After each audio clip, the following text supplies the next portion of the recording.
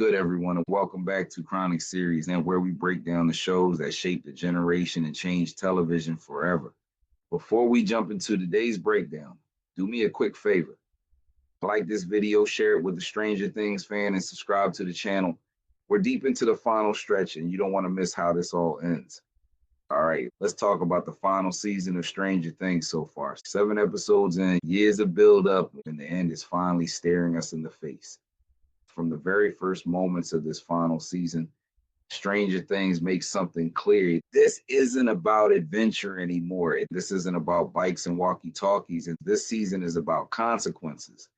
Every decision made since season one is finally coming back around, and nobody is walking away unchanged. Episode 1, Living with the Damage. The opening episode doesn't rush into chaos, and instead it sits with trauma. These characters are older now, but more importantly, they're exhausted. Hawkins doesn't feel like home anymore. It feels haunted.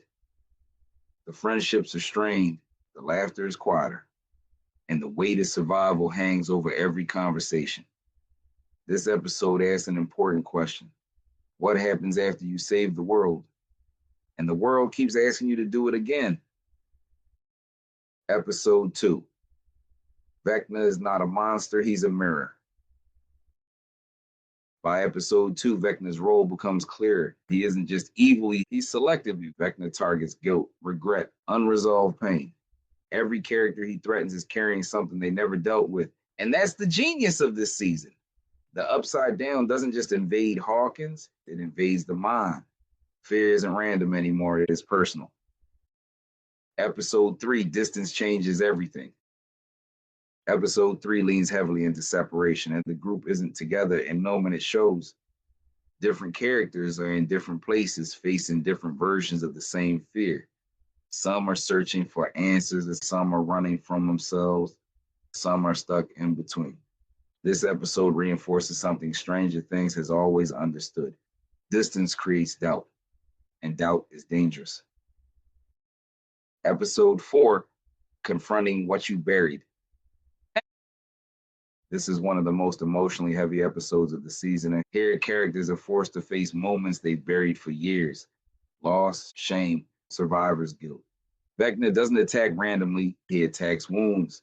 And this episode makes it clear healing isn't optional anymore. If you don't face your pain, the Upside Down will do it for you. Episode 5, When the World Starts to Tear. By episode 5, the rules begin to break. The barrier between Hawkins and the Upside Down weakens. Reality feels unstable. Cracks form, not just in the ground, but in people. This episode shifts the season from mystery into urgency. Time becomes the enemy. Waiting is no longer an option. Episode 6, No One is Innocent Anymore. Episode 6 strips away denial.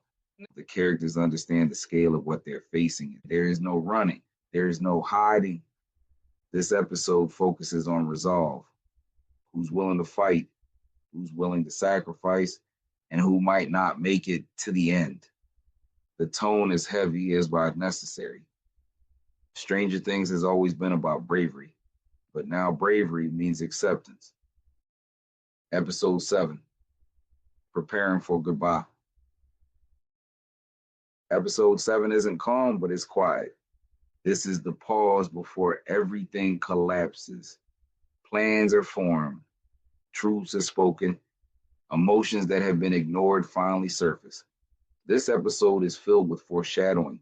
Conversations feel final. Looks linger longer, and every moment feels fragile. The show wants you to feel it because this is the last time things will ever be normal.